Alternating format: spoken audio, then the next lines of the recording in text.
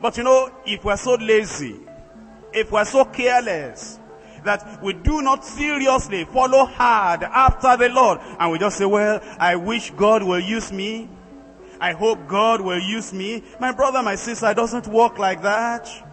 Being used of God doesn't come to the lazy, indolent, indifferent fellow that, will not even take the word of God seriously.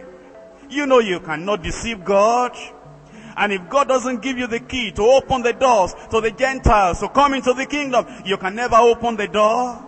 You may have all the methods, you may write up the messages, you may have the machinery and the methodology, you may have the administration, and you may be able to, even by public effort, by promotional effort, be able to gather people together into large, great meetings. You will never be used of God. God doesn't toy with the keys of the kingdom. God doesn't play with the keys of the kingdom. It is to those who are always on their knees. It is to those who are sweating and crying and calling upon God. It is to those who are consecrated and seriously yielded to God. It is to those who care for nothing of this world, but care for God alone. It is to only those people the Lord can commit the keys of the kingdom. Don't kid yourself. Don't deceive yourself.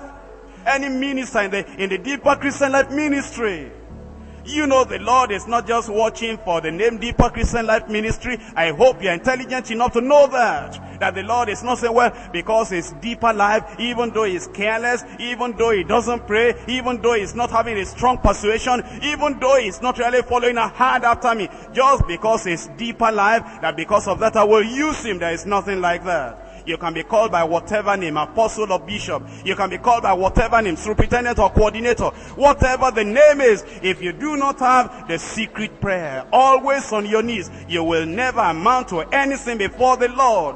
But there are so many people, and they're in this church. All they know is that, well, we started it together. We're old members.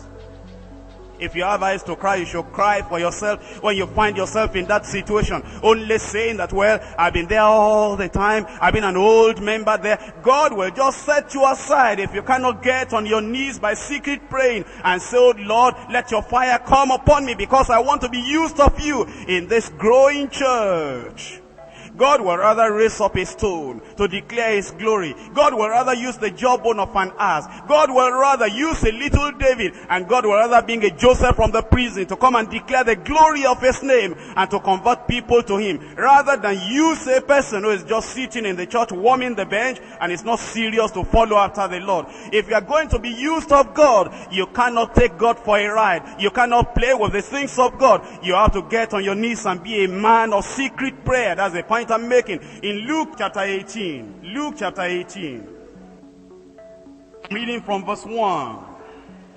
And he spake a parable unto them to this end, that men ought always to pray and not to faint. You want to be used of God?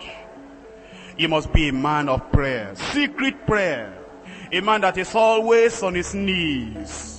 A man that knows how to contact heaven. A man that intercedes, a man that prays. I don't mean there's a type of public praying that people do. You find people that pray in public, and they pray long prayer, loud prayer, and they try to use some type of vocabulary in their prayer. Those are hypocrites.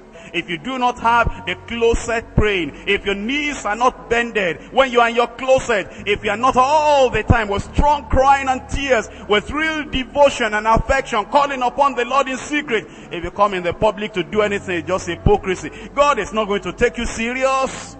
But when you are a man of secret prayer and you are seeking after the Lord, and the more you pray, the more you are humble. The more you go down, the more you are crucified, the more you are just nailed to the cross, the more you bind your sacrifice on the altar, the more the tears will be flowing, the more your heart will be softened, the more you'll have the vision of heaven, the more you'll be hearing of the purpose, the plan of God. If you're a man of prayer, and you will never be tired, a man that is praying, a man that is waiting upon the Lord, the body may be tired, but his spirit is always awake. Call him at any time. He has authority over the devil, over sickness. He has authority anywhere. Anywhere you put him, you can put him in the jungle, he can preach the gospel. You can put him in a particular state, he can preach the gospel. You can put him in a city, he'll be holding meetings, and he'll be drawing multitudes to the Lord. If he's a man of secret prayer, There's the one that cannot pray, that will say, well, my station is difficult, my state is peculiar, my local government area will not yield to the gospel, our city is so worldly, they will not listen to the preaching of the gospel. My brother, my sister, is because